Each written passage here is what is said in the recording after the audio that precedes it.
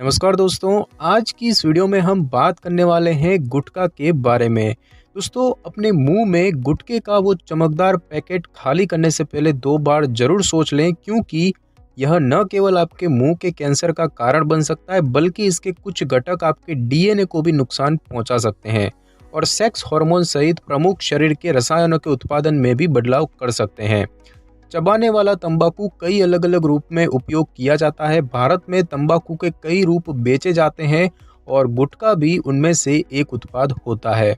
अपने नशे की लत के गुणों के परिणाम स्वरूप धुएं रहित तंबाकू या चबाने वाली तंबाकू का सेवन अक्सर हेल्थ पर हानिकारक प्रभावों को पैदा करने के साथ आजीवन एक आदत बन जाता है और अब तक कई रिपोर्टों ने शरीर के विभिन्न मानकों पर निकोटीन के दीर्घकालिक हानिकारक प्रभावों का वर्णन किया है। युवाओं में कार्डियोपल्मोनरी पैरामीटर पर हमारे देश में गुटखे के उपयोग संबंधी प्रभाव पर बहुत कम स्टडी किए गए हैं और इसीलिए कार्डियोपल्मोनरी यानी कि हार्ट और फेफड़ों संबंधी जो पैरामीटर है उन पर धुएं रहित तंबाकू के प्रभाव के बारे में बहुत ही कम जानकारी उपलब्ध है। तो इस वीडियो में हम आपको बताएंगे कि गुटखा जो है वो क्या होता है, गुटखा खाने से होने वाली बीमारियां और नुकसान, गुटखा छोड़ने से आपको क्या फायदा हो सकता है, आज हम इस वीडियो में जानेंगे। दोस्तों, सबसे पहले तो हम ये जानेंगे कि जो गुटखा होता है वो क्या होता है। तो दोस्तों, लगभग पिछले 1000 वर्षों से तंबाकू का उपयोग दुनिया के अलग अलग क्षेत्रों में किसी न किसी रूप में किया जाता रहा है और चबाने वाला तंबाकू को अकेले या फिर किन्हीं अन्य अवयवों के साथ संयोजन में उपयोग किया जाता है।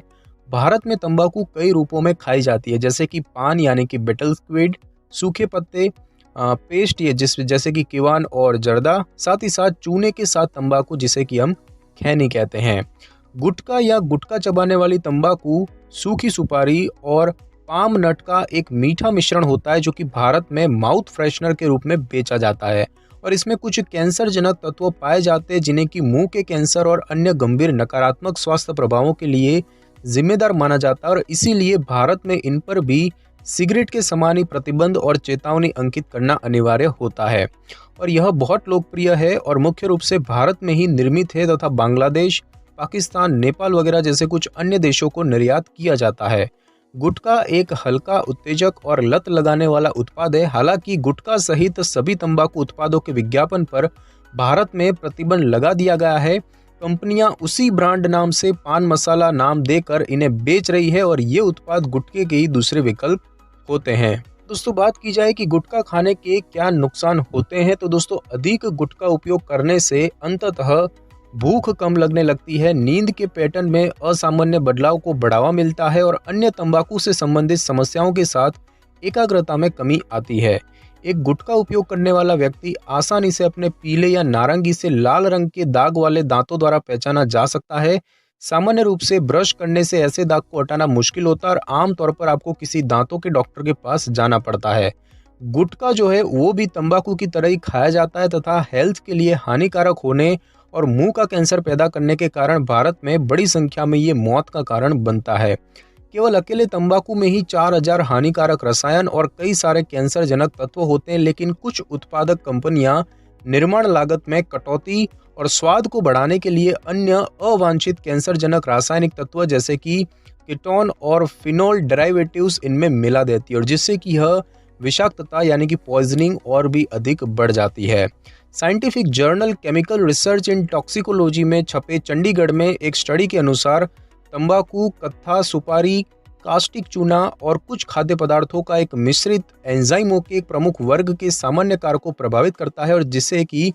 CYP450 के रूप में जाना जाता है, जो कि शरीर में लगभग हर अंग में पाया जाता है और ये एंजाइम सेक्स हार्मोन समेत कई हार्मोन के उत्पादन में महत्वपूर्ण भूमिका निभाते हैं, जैसे कि एस्ट्रोजन, टेस्टोस्टेरोन, कोलेस्ट्रॉल और विटामिन डी। और गुटखा उन हार्मोन के उत्पादन को भी प्रभावित करता है जो कि शरीर में दवाओं और संभावित जहरीले पदार्थों को तोड़ने में मदद करते हैं। गुटखा चबाने से मुंह का हेल्थ गिर जाता है और मसूड़े तथा दांत खराब होते हैं और मुंह में घावों के विकास में भी वृद्धि होती है। गुटखा जो है वो मुंह के अलावा शरीर के अन्य अंगों को भी प्रभावित करता है। और अब हम दोस्तों जानेंगे कि गुटखा खाने से कौन कौन सी बीमारियां होती हैं। तो दोस्तों, गुटखा जो है वो ओरल सबम्यूकस फाइब्रोसिस की आशंका को बढ़ाता है, जिसमें कि व्यक्ति अपना मुंह पूरा नहीं खोल पाता और इसमें मुंह के किसी भी विशेष क्षेत्र में कोलेजन फाइबर की अनियमित वृद्धि होती है और यह कैंसर से पहले होने वाला एक प्रबल रोग होता है। एक स्टडी से पता चलता है कि 4 भारतीयों में से एक को मुंह का कैंसर जो है ये ओरल सबम्यूकस फाइब्रोसिस से होता है। सुपारी में मौजूद कैंसर जनक एल्कलॉइड तंबाकू के साथ उपयोग किए जाने पर स्थिति को और भी बिगाड़ देते हैं।